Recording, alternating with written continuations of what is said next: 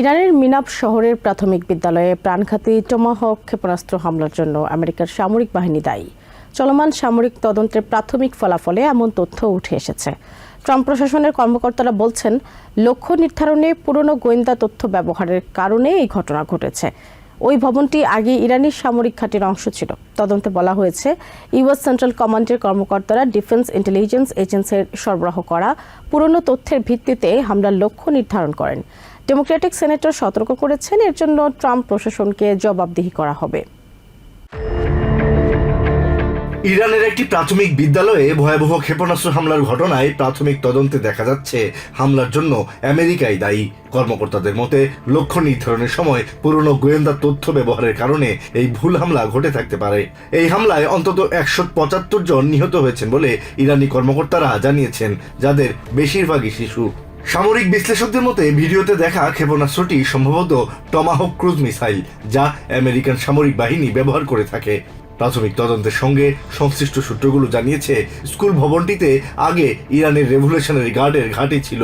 পরে সেটি একটি স্কুলে রূপান্তর করা হয়, কিন্তু লক্ষ্য নির্ধারণের সময় সেই পরিবর্তিত তথ্য আপডেট করা হয়নি। সামরিক পরিকল্পনায় সাধারণত একাধিক গোয়েন্দা সংস্থা তথ্য সরবরাহ করে। এরপর প্রতিরক্ষা গোয়েন্দা সংস্থার মতো কোনো প্রতিষ্ঠান সম্ভাব্য লক্ষ্যবস্তুকে বৈধ সামরিক লক্ষ্য হিসেবে চিহ্নিত করে, কিন্তু হামলা চালানোর আগে আরও কয়েকটি ধাপে তথ্য যাচাই হওয়ার কথা। তদন্তে এখন মূলত খোঁজা হচ্ছে সেই যাচাই প্রক্রিয়ার কোথায় ত্রুটি হয়েছিল।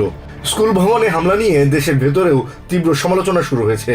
ডেমোক্রেটিক সেনেটর প্যাটি মারি বলেছেন, পুরনো তথ্য ব্যবহার করে যুদ্ধ পরিচালনা করা এবং তার ফলে স্কুলের শিশুদের মৃত্যু হওয়া অত্যন্ত উদ্বেগজনক।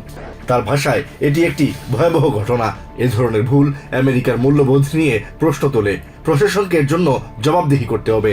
সেনেটর আরও বলেন, যুদ্ধ শুরু করার আগে পরিষ্কার লক্ষ্য পরিকল্পনা এবং জনগণের সমর্থন থাকা প্রয়োজন ছিল। তার মতে, এই যুদ্ধের উদ্দেশ্য এবং সময়সীমা সম্পর্কে প্রশাসনের বক্তব্য বারবার বদলাচ্ছে। সামরিক বিশ্লেষকরা বলছেন, এই হামলার তদন্ত এখনও শেষ হয়নি।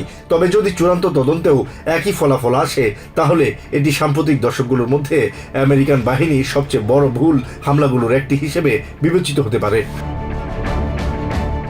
Asad GL, TVN 24 news desk.